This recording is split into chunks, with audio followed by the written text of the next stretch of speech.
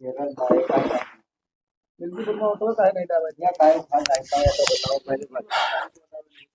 अब चर्चा दूसरी होने जा रही है। अब सही हो।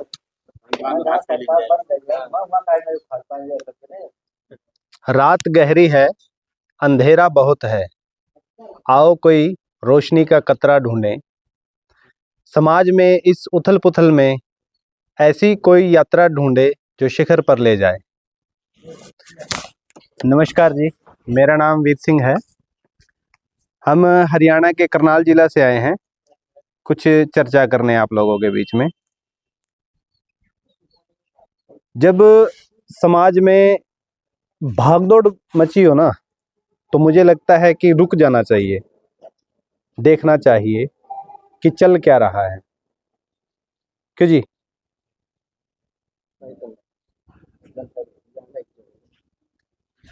जब हम देख रहे हैं कि सुबह से शाम और शाम से रात और रात को पूरी रात निकलने जाने के बाद भी समाज कहीं ना कहीं उथल पुथल मचाए हुए है, भाग रहा है, दौड़ रहा है। समझ में नहीं आ रहा कि करें क्या, करें तो करें क्या और जाएं तो जाएं कहाँ। ऐसी ही समस्याओं से घिरे हुए जब हम इस जीवन की यात्रा को आगे बढ़ा रहे थे, तो बहुत सारी चीज़ों के लिए क्वेश्चन उठने लगे। क्यों? मेरे पास मोटरसाइकिल था, मैं जा रहा था शहर में। पुलिस वाले ने मुझे रोका और बोला कागज़ चेक करवाओ। जैसे मैंने उसको अपने पेपर दिखाए, सब पेपर कंप्लीट, लेकिन वो कहने लगा बेटे चालान तो कटेगा। मैंने कहा क्यों? उसने कहा हमें टारगेट पूरे करने हैं। तो मैंने कहा टारगेट क्यों? उस क्यों का जवाब मुझे नहीं मिला। बहुत सारी ऐसी विडंबनाओं से घिरे हुए जब जीवन चल रहा था, दर बदर की ठोकरें खा रहे थे, हम दिन भर दौड़ रहे हैं, जो उसको आजकल हम समझ रहे हैं कि वो ठोकर खाने जैसा है। कभी इधर भटक रहे हैं, कभी उधर भटक रहे हैं। तो वो दर बदर की ठोकरें खाने के बाद बहुत सारे क्यों उठने लगे।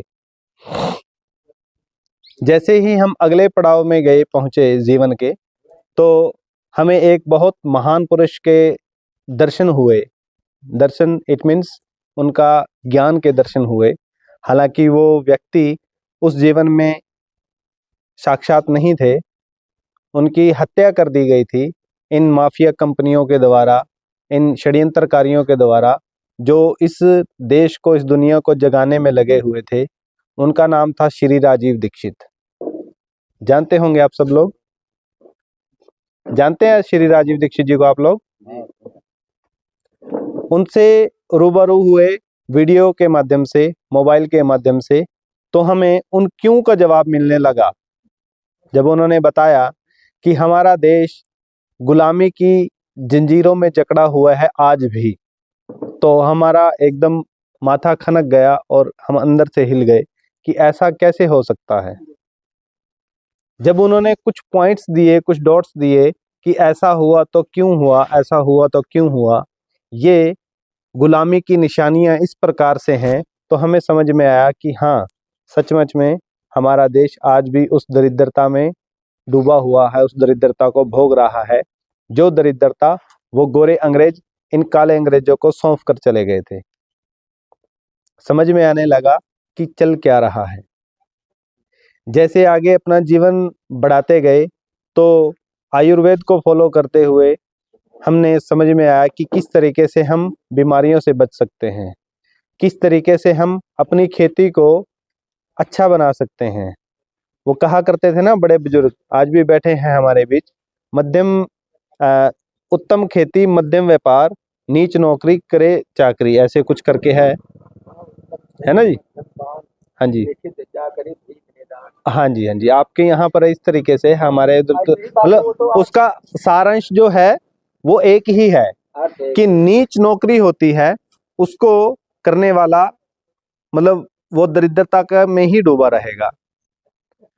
तो ये जो खेती का विषय है अपना, ये आज के टाइम में बिल्कुल स्वाहा हो चुका है, खत्म हो चुका है। इसमें हम जहर डालते जा रहे हैं। वो तो प्राकृतिक की देन है, उस परमात्मा की देन है इतना जहर डालने के बाद भी हम लोग उस अनाज को खा पाते हैं और जीवित रह रहे हैं। जैसे थोड़ा सा बीच में आगे की बात करना चाहूँगा मैं। जैसे जब कोरोना लेकर के ये लोग आए, जो एक झूठी बीमारी थी, तो कुछ डॉक्टरों से, हम बड़े बड़े डॉक्टरों से हमारी टीम की बात हुई, तो वो कहने लगे मैं इसलिए परेशान नहीं हूँ कि ये दवाई लेकर के लोग मर रहे हैं। वो कहता है कि मैं ये सोच करके आश्चर्यचकित हूँ कि ये दवाई लेने के बाद कुछ लोग बच कैसे गए। जो स्टीरॉयड दिया गया, जो केमिकल शरीर में इंजेक्ट किया गया, वो तो 1 मिनट में ऐसे बंदे को खत्म कर देता है, लेकिन उसके बाद भी वो जो जीवित रहे, उसके लिए वो चिंतित थे कि ऐसे कैसे हो सकता है। तो वो जरूर कुछ ना कुछ कुदरत की देन है, उस परमात्मा की देन है, जो उस घटनाओं को अंजाम देती रही। उन घटनाओं में जो लोग सच में कुछ करना चाहते थे या कुछ जानना चाहते थे, वो लोग बचे और आज वो शायद जीवित हैं आज भी। उस परमात्मा का ही एक आशीर्वाद के रूप में हम लोगों के बीच में बहुत सारे ऐसे महान लोग आए, राजीव दीक्षित जी जैसे, जिनसे हमने प्रेरणा लेकर के हमने अपना जीवन शुरू किया कि आओ चलो चलते हैं, एक बार पूरे समाज में बैठ करके सामूहिक रूप से चर्चा तो करें। हमारे बच्चों को बर्बाद करने का, हमारे घरों को बर्बाद करने का, हमारे जमीनों को बर्बाद करने का पूरा इंतजाम इन्होंने करके रखा हुआ है। अब समस्या है तो समाधान भी है। क्यों जी बुजुर्गों? समस्या है तो समाधान भी है ना जी। तो वो समाधान हम खोजने निकले हैं कि समाधान कैसे हो। असल में समाधान, समस्या ही समाधान है। मतलब समस्या का समझ में आ गया तो उसका समाधान भी मिल जाता है। अब छोटा सा एग्जाम्पल दे करके हम इस चर्चा को आगे बढ़ाते हैं। मान लीजिए कि मैं छांव में बैठा हूं और इधर धूप है, मुझे लग रहा है कि छांव में मुझे ठंड लग रही है और धूप है, तुरंत दिमाग में आइडिया आएगा कि मैं धूप में बैठ जाऊं तो मेरी ठंड दूर हो जाएगी। ऐसे ही है ना जी। है तो ये सामान्य रूप से छोटी सी बात है, लेकिन ये समझ में आता है। कब समझ में आया? जब पता चला कि समस्या है, मुझे ठंड लग रही है। तो सबसे पहले तो हमें ये जानने की जरूरत है कि पूरे समाज के साथ कुछ घटना घटित हो रही है और वो हो भी रही है या नहीं। सबसे पहले तो हमें यही जानने की जरूरत है ना जी कि हम लोगों के बीच में जो ये घटनाएं आती हैं वो आ रही हैं या नहीं, किस प्रकार से वो आ रही हैं। अभी हमने बोला कि राजीव दीक्षित जी बताया करते थे कि आज भी देश गुलाम है। पहले हम ये जान तो लें कि देश गुलाम है भी या नहीं, हम गुलामी के दौर में है भी या नहीं। इसी बात को आगे बढ़ाते हुए मैं एक छोटा सा प्रश्न करना चाहूंगा आप सबसे। आपके यूपी में तो शायद हो भी ऐसा पॉसिबल। अगर शहर के अंदर 3 दिन बिजली ना आए तो क्या वो पानी पी सकते हैं? वो बिजली किसकी है? किसी ना किसी कॉरपोरेट घराने की, चाहे वो सरकारी कंपनी हो या प्राइवेट हो। क्योंकि जो जिसको हम सरकारी नौकरी बोलते हैं या सरकारी कुछ बोलते हैं संस्थान, वो कंपनियां ही हैं। जब केंद्र की सरकार चला करती थी, इंग्लैंड के संसद की सरकार चला करती थी हमारे देश में, जब हम मानते हैं कि हमारा देश गुलाम था, उस वक्त के टाइम में वहां से ऑपरेट होता था सारा का सारा सिस्टम। इसी तरीके से हमें वो जो गुलामी का दौर था, उस वक्त अंग्रेज लोग थे, आज वो काले अंग्रेज हैं। 1947 में जो ट्रांसफर पावर ऑफ एग्रीमेंट हुआ, उसमें कुछ भी बदला नहीं गया था, सिर्फ चेहरे बदले थे।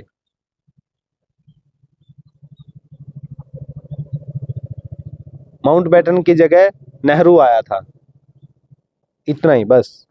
सारे के सारे दाव पेच, पूरा का पूरा जो देश को लूटने का एक स्ट्रक्चर बनाया हुआ था, जिसको वो एक संविधान के रूप में दे करके गए हैं, वो पूरा का पूरा आज भी वही चल रहा है, बेशक वो बीएनएस बन गया हो। उसमें क्या किया गया है कि कुछ चीजें उन्होंने अपने फायदे के, जो अपने नुकसान की थी, वो अपने फायदे में कन्वर्ट करके हमें फिर से वही थमा दिया। आईपीसी, सीपीसी, ये सब 1860 का कानून बनाया हुआ है, और वो कानून हमें लूटने के लिए, हमें दरिद्रता में डुबोने के लिए, हमारी जड़ें उखाड़ने के लिए बनाया गया था। तब तो अंग्रेज थे ना जी, 1860 में, 1861 में, तो उनकी संसद की सरकार चला करती थी यहाँ पर। उन्होंने अपने फायदे के लिए ऐसे ऐसे कानून ला करके खड़े किए हमारे आगे कि उसको कानून का नाम दे करके हमें लूटना शुरू करके रखा। आज भी वही का वही प्रचलन चल रहा है, जिसके माध्यम से हम लोग आप लोगों के बीच में आए, चलो चर्चा तो करें। हम जनता सरकार मोर्चा के साथी हैं। आप लोगों में से जनता सरकार मोर्चा के बारे में जानते हैं कुछ लोग? नहीं जानते। जनता सरकार मोर्चा नाम सुन करके, ताऊ जी एक मिनट सुनेंगे आप ध्यान से। जनता सरकार मोर्चा नाम से ऐसा लगता है कि जैसे कोई राजनीतिक संगठन हो, ऐसे ही है ना जी? क्यों जी, ऐसे लगता है, लेकिन ये राजनीतिक संगठन नहीं है। ना हम आपसे वोट मांगने आए हैं, ना वोट मांगने आए हैं, ना नोट मांगने आए हैं, और ना ही कभी मांगेंगे। क्यों? क्योंकि हम लोग गांव के व्यवस्था को गांव के हिसाब से ही चलाने का प्रयास कर रहे हैं। आप लोगों को बताना चाहते हैं कि गांव अपने आप में एक सरकार होती है। गांव अपने आप में एक इतनी बड़ी ताकत है कि जिसका हम अनुमान नहीं लगा सकते। वो जंगल आधारित जो व्यवस्थाएं थी वो फिर से स्थापित हों अपने देश में, फिर से लागू हों अपने देश के बीच में, वो प्रचलन में आए, ऐसा हमारा प्रयास है। मैं आपसे एक हाथ जोड़ के अनुरोध करता हूं, क्या ये प्रयास सही है या गलत है जी? आप लोग बताइए। गांव की व्यवस्था गांव के हिसाब से चले, और गांव का जो स्ट्रक्चर था पुराने वाला, जिसमें कभी कोई बीमार नहीं होता था, कभी किसी का लड़ाई झगड़ा नहीं होता था, एक दूसरे की प्रेम भावना थी, भाईचारे में लोग रहा करते थे, उस स्ट्रक्चर को हम चाहते हैं कि गांव-गांव फिर से खड़ा हो। और वो मैं नहीं कर सकता, वो आपको करना है। ये कार्य हमें आगे बढ़ा करके ले के जाना चाहिए या नहीं? जी बताएं बुजुर्गों, आप ज्यादा। जी बहुत बहुत धन्यवाद। इसका आधार 2 मिनट या 5 मिनट 10 मिनट या 2 घंटे में पूरा होने वाला नहीं है। एक एक बिंदु पर बहुत लंबी लंबी चर्चा की जा सकती है और करनी भी चाहिए, ताकि हमें समझ में आ जाए। आज तो हम आपके बीच में इसलिए आए हैं कि हम आपसे रूबरू हो जाएं और आपसे चर्चा करें कि चल क्या रहा है। क्यों जी? अब आज के टाइम में अगर हम ये देखें, किन लोगों के घर में दवाई नहीं है? कोई है ऐसा व्यक्ति जिसके घर में दवाई ना हो? जो फार्मा कंपनी की है, एलोपैथ बोलते हैं जिसको, अंग्रेजी दवाई बोलते हैं, कोई ऐसा घर तो नहीं है जी? और आप ताऊ जी, आप बुजुर्ग बैठे हैं, आज से अगर हम 50 साल पहले जाएं तो क्या किसी के घर में इतनी दवाई थी?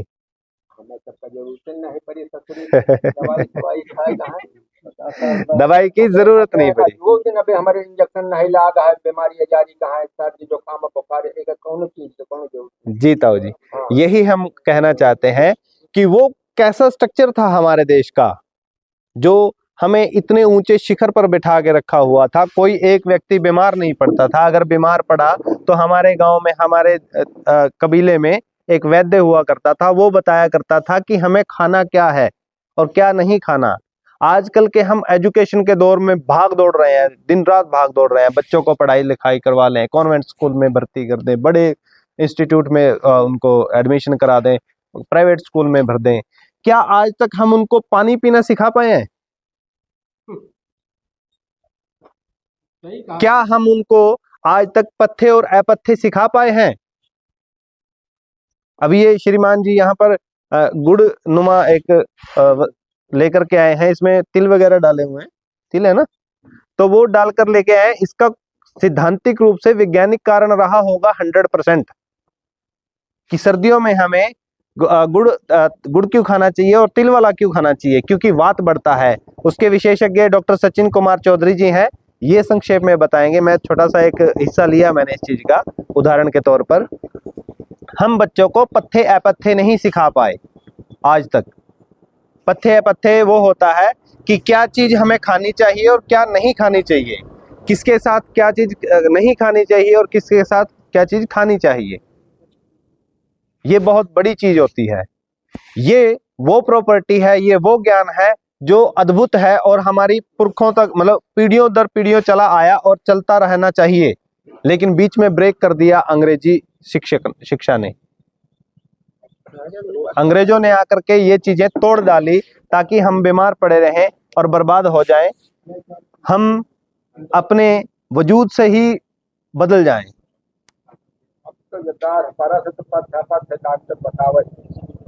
अब असल में आयुर्वेद का जो नियम है वो ये कहता है, डॉक्टर साहब माफ करना थोड़ी सी बात बता रहा हूं मैं आपके उसकी। आयुर्वेद का नियम ये कहता है कि दूध की वस्तु के साथ नमक नहीं होना चाहिए, चाहे वो दही हो या लस्सी हो या पनीर हो या दूध हो। असल में तो पनीर खाना ही नहीं चाहिए, अगर खाना भी है तो उसको और तरीके से खाना चाहिए। लेकिन यहाँ क्या होता है, उसमें प्याज भी डालेंगे, उसमें नमक भी डालेंगे, जो कि एकदम विरुद्ध है। अगर स्लो पॉइजन के रूप में हमें किसी को देना हो, हाँ जी एक मिनट जी, थोड़ी सी देर का अपना ये चर्चा है और इसको हम शांतिपूर्ण रूप से समझें और देखें, तभी बात बनेगी। क्योंकि इतनी दूर से आना और समय तो किसी के पास भी नहीं है जो हम किसी का भी समय खराब करें। कम से कम मैं आप लोगों का समय खराब नहीं करना चाहूंगा। तो आयुर्वेद में ये कहा गया है कि किसी से अगर दुश्मनी निकालनी हो तो उसको प्याज और दूध दे दो, यानी कि पहले या तो प्याज खिला दो या उसको दूध पिला दो, मतलब आगे पीछे उसको देना शुरू कर दो। वो थोड़े दिनों में बीमार हो जाएगा, इतना गंभीर रूप से बीमार हो जाएगा कि वो मृत्यु के शिखर तक पहुंच जाएगा। और हम पनीर दो प्याजा पनीर के साथ पता नहीं क्या क्या नमक ये वो मिला मिला करके खा रहे हैं। ये शिक्षा श्रीमान जी, हाँ जी थोड़ी सी देर का शांति बनाए रखेंगे जी, धन्यवाद।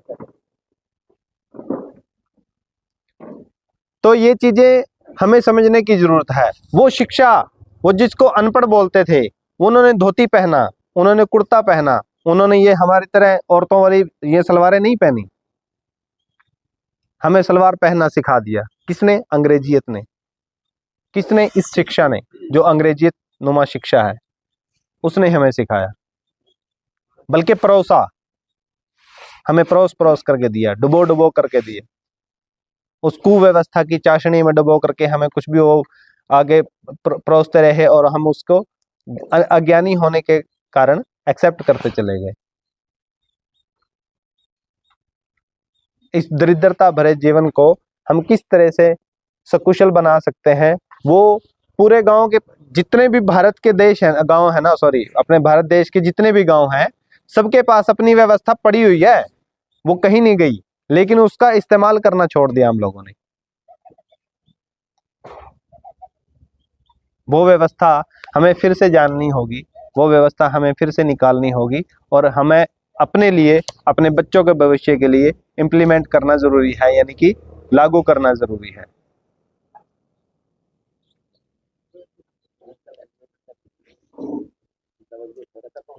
हम जब आ रहे थे तो हमारी ट्रेन जो थी वो लेट हो गई, 1.5 घंटे के आसपास वो देरी से थी। वो जो व्यवस्था खराब की गई है वो उसके पीछे कोई ना कोई कारण होगा। जब हम छोटी सी गलती करते हैं तो उसका हर्जाना बहुत भुगतना पड़ता है इन कंपनियों के द्वारा, लेकिन जब वो गलती करते हैं तो किसी में कोई चर्चा नहीं होती। कौन कितना परेशान है कितना नहीं, सिस्टम को कुछ किसी से नहीं लेना है, किसी भी कंपनी को नहीं लेना है। हम कंपनियों के गुलाम बन करके बैठ गए हैं। हमारे घर में कांच के गिलास होते हुए, मिट्टी के कुल्हड़ होते हुए, हम प्लास्टिक का इस्तेमाल कर रहे हैं। ये अज्ञानता के कारण। कैसे? वो अभी हम वहां पर थे तो चर्चा कर रहे थे, टीवी पर ऐड आता है और बताते हैं कि ऐसे किया जाता है। किया भी नहीं जाता, वो करते हैं और सिर्फ दिखावा दिखाते हैं। वो दिमाग में घर कर जाती है, फिर हम उसको फॉलो करना शुरू कर देते हैं कि हम भी ऐसा करें। क्यों? क्योंकि वो हमारी नजर में टीवी के माध्यम से हीरो बना के रख दिया। अरे हीरो तो ये लोग हैं, ये गांव के बुजुर्ग लोग, जिन्होंने अपने गांव की सभ्यता को संभाल के रखा, अपने गांव के स्ट्रक्चर को संभाल के रखा, एक दूसरे की इज्जत करना सीखा और हमें सिखाया। कहीं ना कहीं वो चेन टूटी और हम इस कुव्यवस्था में एंटर हुए। उसको हम ठीक करने का प्रयास कैसे कर सकते हैं? जब अभी मैंने बताया कि समझ में आ गया कि समस्या क्या है, तो समाधान का भी पता चल जाता है। पहले हम ये मान तो ले कि हम किसी ना किसी समस्या से घिरे हुए हैं। हमें लगता है कि ये सिर्फ मेरे साथ है, लेकिन ऐसा नहीं है दोस्तों, ये सबके साथ है। एक एक व्यक्ति, एक एक जीव, एक एक परिंदा इस कुव्यवस्था का शिकार है। अभी चाइना से डोर आती है, शहर में आती है, शहर में से गांव में जाती है और वो पतंग उड़ाते हैं। पतंग उड़ाते उड़ाते कोई परिंदे का पर कट जाता है, किसी का गला कट जाता है, किसी इंसान का भी गला कट जाता है। और वो चाइना से डोर आने वाली देश में कैसे आई, इसके ऊपर कोई चर्चा नहीं करता। तो जो मैं बता रहा था कि एक एक जीव, एक एक प्राणी इस कुव्यवस्था का शिकार है, वो इस तरीके से है। चाहे वो 5G रेडिएशन की बात हो, या वो डोर की बात हो, या प्रदूषण की बात हो, चाहे वो किसी भी तरीके की बात हो। अभी आपके यहाँ पर गन्ना होता है ना, गन्ने में जब गन्ने, हाँ जी, गन्ना बंद हो, फिर ये बच- बंद हो गया है, कुछ है, कोई बात नहीं, कोई बात नहीं। जितना भी होता है, बात वो नहीं है होता है या नहीं होता। कहने का जो मतलब था, जो जीव प्राणी की बात आप अपन लोग कर रहे हैं, उसमें छोटी छोटी एक चिड़िया होती है, जैसे ही उसमें स्प्रे करते हैं वो मरना शुरू हो जाती है। किसके कारण? इस कुव्यवस्था के कारण। पहले गौ आधारित खेती हुआ करती थी, जिसमें किसी का कोई नुकसान नहीं हुआ करता था। वो जीवांश पैदा किया करता था, गोबर और गौमूत्र। उस स्ट्रक्चर में जब हमारा ये पूरा का पूरा व्यवस्था बनी हुई थी, तो वो अद्भुत थी। अभी हमने आते हुए ये पूछा कि आपके पास ये पेड़ किसने लगाया, तो ताऊ जी कहने लगे हमने लगाया हुआ है। तो इनको इसके लाभ बताए। हमारे देश की एक एक चीज, एक एक मतलब छोटी से छोटी चीज, ये दूब होती है ना, दूब, दुबड़ा बोलते हैं जिसको, ये भी औषधि है। नीम भी औषधि है, अमरूद भी औषधि, मतलब जो मर्जी देख लो, वो औषधीय रूप है। जब हम उसको समझ कर उसका इस्तेमाल करना सीखेंगे, तो लाजवाब चीजें होना शुरू हो जाएंगी।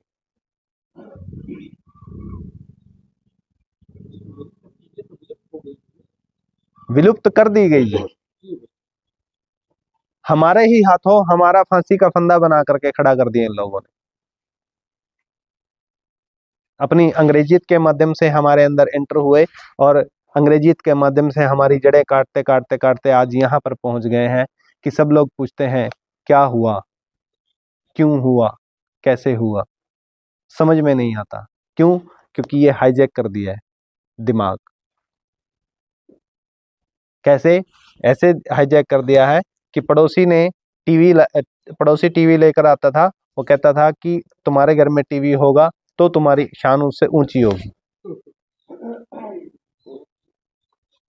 और वो टीवी लाने का काम वो टीवी ही करता था। पड़ोसी के घर में टीवी देखने गए तो वो बताता है कि ये फलानी फलानी कंपनी का टीवी है और ये बहुत अच्छा टीवी है। अपना टीवी अपना घर होगा तो बहुत अच्छा होगा। फिर उस टीवी के अंदर जब बताना शुरू किया कि छोटा परिवार सुखी परिवार, उसी टीवी के माध्यम से आया था ना जी, छोटा परिवार सुखी परिवार। बहुत सारी ऐसी चीजें, विडंबनाएं हमारे अंदर घुसाते चले गए और हम जाने अनजाने में उसको एक्सेप्ट करते गए और अपनी बर्बादी का कारण हम खुद बन बैठे।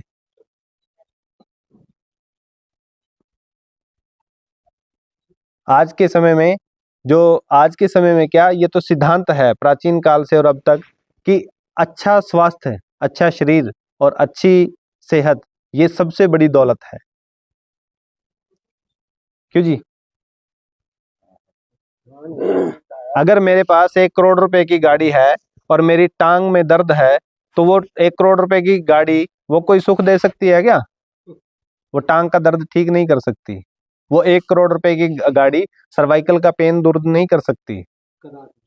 उसका आनंद नहीं आएगा। क्यों? क्योंकि ये शरीर डैमेज हो चुका है। तो सबसे बड़ी प्रॉपर्टी वो गाड़ी हुई है, ये शरीर। तो निरोगी शरीर है माँ। तो ये जो सुखी काया है, सुखी शरीर है, ये कैसे बिगड़ गया और कैसे इसको ठीक किया जा सकता है? जो कुव्यवस्थाएं हमारे बीच में फैली हैं, चाहे वो रुपए की बात हो या न्यू वर्ल्ड ऑर्डर की बात हो या सीबीडीसी की बात हो, उनके ऊपर हमें चर्चा करनी होगी। सीबीडीसी के बारे में कौन कौन जानता है यहाँ पे? नहीं जानते जी? तत्व के नाते भाई हिंदी में सीबीडीसी का मतलब ये होता है जी, सेंट्रल डिजिटल बैंकिंग करेंसी। जो ये करेंसी है ना जी, नोट, रुपए का नोट है जो, ये सॉफ्ट हो जाएगा। सॉफ्ट मतलब फोटो आएगी उसकी फोन में, और फोन में से वो दूसरे के पास फोटो चली जाएगी। उसको सीबीडीसी बोलते हैं।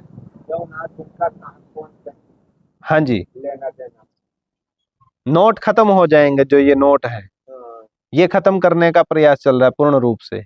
तो नहीं चाह न्यू वर्ल्ड ऑर्डर का जो एजेंडा है, नई वैश्विक व्यवस्था, वो चलाया जा रहा है।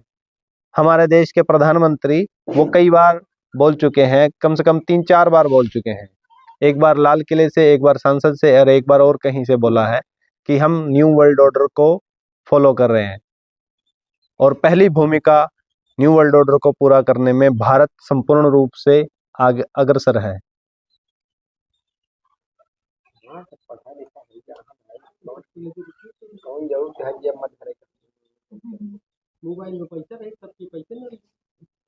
वो जो मोबाइल की पैसे की बात आप कर रहे हो, वो ऐसे ही खत्म हो जाएगा जैसे आपका रिचार्ज खत्म हो जाता है। स्मार्ट बनाने में लगे हुए, स्मार्ट कि स्मार्ट बना दो, स्मार्ट मीटर, स्मार्टफोन, स्मार्ट ये, स्मार्ट वो, स्मार्ट गाड़ियां, ड्राइवरलेस कार आ रही है जी। एआई का जमाना है, आर्टिफिशियल इंटेलिजेंसी का, मशीनरी का जमाना है ताऊ जी, मशीनरी का कहते हैं।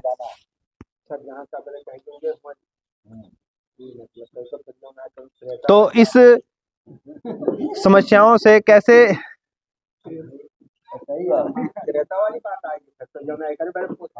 त्रेता वाली नहीं ताऊ, जो बीमार रहे जो का इशारा 3 यात्रा में चला जाते हैं, न तेल न पानी, बीमार छोटा हो जाए बड़ा हो जाए।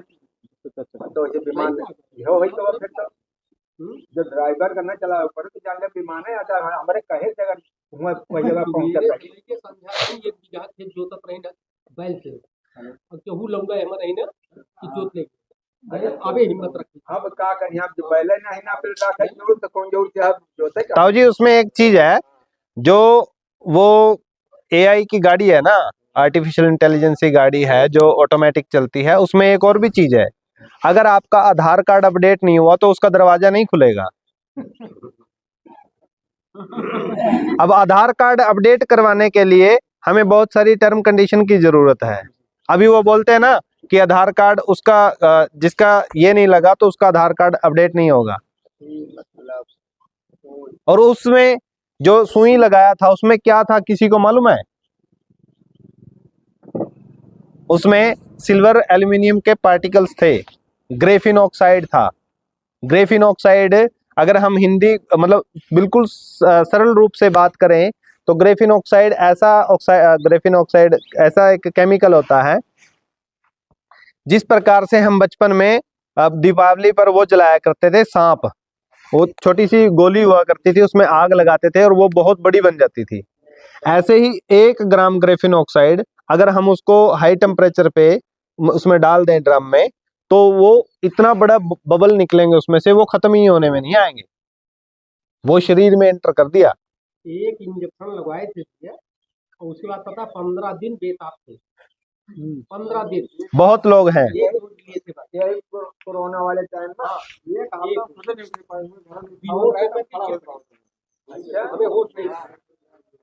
तो ये जो चीजें हैं, ये किसी ने बताया था क्या आपको?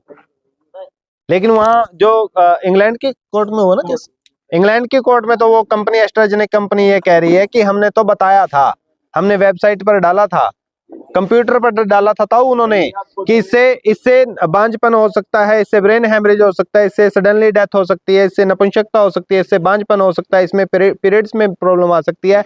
बहुत सारी माताओं बहनों को, महिलाओं को पीरियड्स की दिक्कत है, बहुत सारे भाइयों को नपुंसकता बांझपन हो गया है, बहुत सारी मतलब ऐसी समस्याएं जाग गई हैं। उसके बाद इतना तो अंदाजी न हो कि हार्ट के मरीज ज्यादा बढ़े हैं। हाँ, बिल्कुल सही कह रहे हैं। हार्ट वाला बीमारी, हार्ट वाली जो है ये बहुत ज्यादा बढ़ी है कोरोना के बाद में, जब से इंजेक्शन सबके लगा। ताऊ जी उसमें एक थोड़ी सी चेंजिंग है, जो आप बात कर रहे हो ना, हार्ट की प्रॉब्लम ज्यादा बढ़ी है।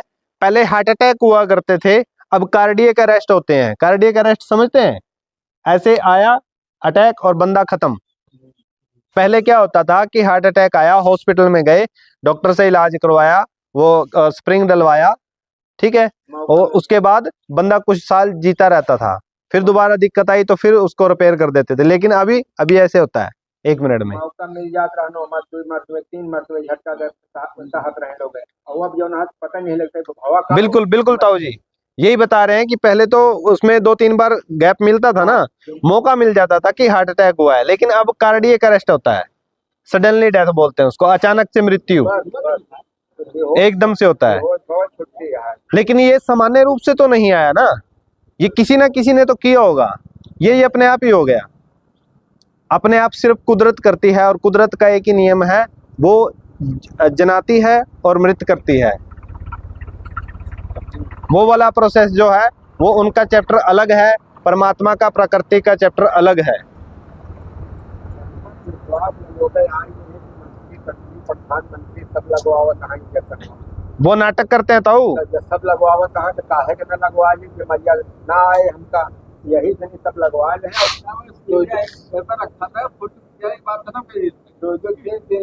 वो जो निडल थी ना जी, वो पुशअप थी, अंदर चली जाती है, वो फिर बाहर निकल आती है। और अगर लगवा भी लें तो प्लेसिबो लगवा लेंगे। वो प्लेसिबो समझते हैं? खाली पानी होता है, नमक का पानी, प्लेसिबो। वो प्लेसिबो भी बहुत लोगों को लगा है। ये जो केमिकल डालना शुरू किया तो इसका आंकड़ा था 30-70 का, मतलब 70% और 30% का। 30% ओरिजिनल लगी है, ओरिजिनल मतलब उसमें असली वाला केमिकल था, और 70% था प्लेसिबो, नमक का पानी। नमक का पानी लगते ही साइकोलॉजी इफेक्ट होता है ना, कि मैंने दवाई ली है, मुझे ठीक होना फील हो गया, तो कुछ लोगों ने कहा कि मैं ठीक हो गया। वो प्लेसिबो नमक का पानी अंदर गया तो थोड़ा बीपी ने, मतलब ब्लड प्रेशर ने रन करना शुरू किया, तो जिनके घुटनों में थोड़ी बहुत तकलीफ थी उनको लगा कि शायद ठीक हो गया, लेकिन वो ठीक नहीं हुआ था, वो वहम था दिमाग का। जैसे कहते हैं ना कि वो मतलब बहुत सारे मरीज ऐसे ठीक किए हैं भाई राजीव दीक्षित ने प्लेसिबो की टेबलेट दे करके, जिनको शुगर का प्रॉब्लम थी, जिनको थायराइड की प्रॉब्लम थी, उनको प्लेसिबो दे दिया और बोल दिया कि ये परहेज करने हैं और ये चीजें खानी है। वो सिर्फ खाने मात्र भर से ठीक हुए थे, लेकिन उनको वहम ये था कि शायद हम गोली से ठीक हुए हैं। ये पुराने समय की बात है। साइकोलॉजी इफेक्ट पड़ता है, दिमाग के माध्यम से फर्क पड़ता है जी। साइकोलॉजी नहीं, मनोवैज्ञानिक तरीका है ये, मनोविज्ञान का असर पड़ता है। नहीं, उस समय आदेश का उल्लंघन भी नहीं किया जा सकता था। किस वक्त? जिस समय ये कोरोना काल लगा था, तो हमने किया ना। आदेश किस चीज का होता है?